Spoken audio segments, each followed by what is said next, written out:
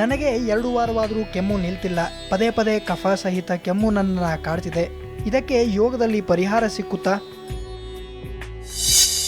ಕೆಲವರಿಗೆ ಕೆಮ್ಮು ಅನ್ನೋದು ನಿರಂತರ ಕಾಡ್ತಾ ಇರ್ತದೆ. ಗಂಟಲ ಕೆರೆತ ನಿರಂತರ ಕಾಡ್ತಾ ಇರ್ತದೆ. ಹೆಚ್ಚೆಚ್ಚೆಷ್ಟು ಕಫ ಬರ್ತಾ ಇರ್ತದೆ. ಇದಕ್ಕೆ ಏನು ಮಾಡಬೇಕು? ಇದಕ್ಕೆ ಕುಂಜಲ ಕ್ರಿಯೆ ಅಂತದೆ.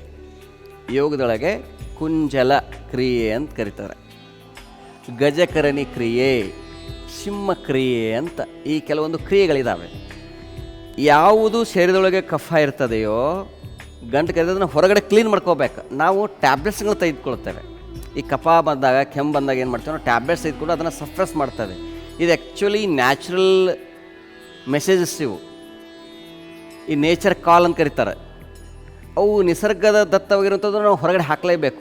ಈಗ ಯಾವುದೇ ಒಂದು ನೀವು ಪ್ರಾಣಿಯನ್ನು ಗಮನಿಸ್ಕೊಳ್ಳಿ, ಅದು ಗಜ ಅಂದರೆ ಆನೆ.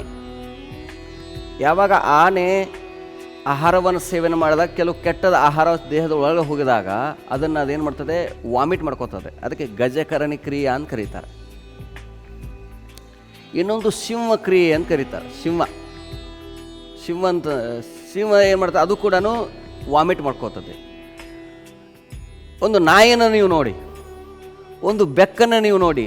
ಇಲ್ಲಿವರೆಗೆ ಬೆಕ್ಕು ಕೆಮ್ಮಿದೆ ಯಾರ್ಯಾರು ಗೊತ್ತದೆ ನಿಮಗೆ? ಬೆಕ್ಕಿಗೆ ನೆಗಡಿ ಬಂದದ್ದು ಗೊತ್ತಿದೆಯಾ ನಿಮಗೆ? ನಿಮ್ಮ ನಾಯಿಗೆ ಯಾವತ್ತಾದ್ರು ನೆಗಡಿ ಬಂದದ್ದು ಗೊತ್ತಿದೆಯಾ? ಅದಕ್ಕೆ ಕೆಮ್ಮು ಬಂದದ್ದು ಗೊತ್ತಿದೆಯಾ? ಕೆಮ್ಮು ಬಂದರೂ ಒಂದು ವಾರದ ಕಾಲ ಬಂದು ಗೊತ್ತಿದೆಯಾ? ಇಲ್ಲಿವರೆಗೆ ಯಾವ ನಾಯಿಗೂ ಯಾವ ಪ್ರಾಣಿಗೂ ಕೆಮ್ಮು ನೆಗಡಿ ಇಲ್ಲೇ ಇಲ್ಲ. ಯಾಕಂದ್ರೆ ಅವು ನೇಚರನ್ನ ಫಾಲೋ ಮಾಡಿಬಿಡ್ತಾವೆ. ಕೆಮ್ಮು ಬರೋದು ಗೊತ್ತಾಗ್ಬಿಡ್ತದೆ, ಇಂಟಿಮೇಷನ್ ಗೊತ್ತಾಗ್ಬಿಡ್ತದೆ, ಕೆಮ್ಮು ಬರ್ತದೆ, ಅವಾಗನೇ ಸರಿ ಮಾಡಿಬಿಡ್ತದೆ. ನಾವೇನು ಮಾಡ್ತೀವಿ, ಕೆಮ್ಮು ಬರ್ತಾ ಇರ್ತದೆ, ನೆಗಡಿ ಬರ್ತಾ ಇರ್ತದೆ, ಆದರೂ ಆಯಿಲ್ ಐಟಮ್ಸ್ ತಿಂತೇವೆ, ಆದರೂ ಮಜ್ಜಿಗೆ ಕೊಡ್ತೇವೆ, ಆದರೂ ಮೊಸರು ತಿಂತೇವೆ, ಆದರೂ ಐಸ್ ಕೋಲ್ಡ್ ವಾಟರ್ನ ಕುಡಿತೇವೆ.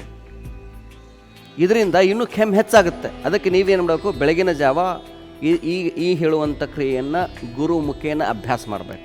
ನೀವಾಗಿ ನಾನು ಹೇಳಿದ ತಕ್ಷಣ ನೀವು ಮಾಡ್ಲಿಕ್ಕೆ ಹೋಗ್ಬೇಡಿ. ಅದರ ಸೈಡ್ ಎಫೆಕ್ಟ್ ಆದರೆ, ದುಷ್ಪರಿಣಾಮ ಆದರೆ ನಾವು ಜವಾಬ್ದಾರಿ ಇಲ್ಲ. ಅದಕ್ಕೆ ನೀವು ನಮ್ಮ ಶ್ವಾಸ ಸಂಸ್ಥೆಗೆ ಬನ್ನಿ, ಅಲ್ಲಿ ನಾವು ಇದನ್ನು ಹೇಳ್ಕೊಡ್ತೇವೆ. ಏನು, 2 ರಿಂದ 3 ಲೋಟ ಉಗುರು ಬೆಚ್ಚನೆ ನೀರನ್ನು ಮಾಡಿ ಅದರೊಳಗೆ ಸ್ವಲ್ಪ ಉಪ್ಪನ್ನು ಹಾಕಿ ಸ್ವಲ್ಪ ಲಿಂಬೆಯನ್ನು ಹಿಂಡಿಕೊಂಡು ಕುಕ್ಕರ್ಗಾಲ್ನಲ್ಲಿ ಅಂದರೆ ಹೀಗೆ ಕುತ್ಕೋಬೇಕು. ಈ ಆಸನ ಕುಕ್ಕರ್ಗಾಲ್ ಅಂತ ಕರೀತಾರೆ. ಹೀಗೆ ಕುತ್ಕೊಂಡು ನಿಧಾನವಾಗಿ ನೀರನ್ನು ಕುಡಿತಾ ಹೋಗಿ 2 ರಿಂದ 3 ಲೋಟ ಕುಡೀರಿ. ಕುಡಿದ ಮೇಲೆ ನೀವೇನು ನೋಡಬೇಕು, ಈ 2 ಬೆಳೆಗಳು, ಈ ಮಧ್ಯಮ ಬೆಳೆ ಮತ್ತು ಉಂಗುರಗಳು ಕಿರುನಾಲೆಗೆ ಟಚ್ ಮಾಡಿಕೊಂಡು ಇದನ್ನು ವಾಮಿಟ್ ಮಾಡ್ಕೊಳ್ಳೋದು. ಇದಕ್ಕೆ ಕುಂಜಲ ಕ್ರಿಯೆ ಅಂತ ಕರೀತಾರೆ.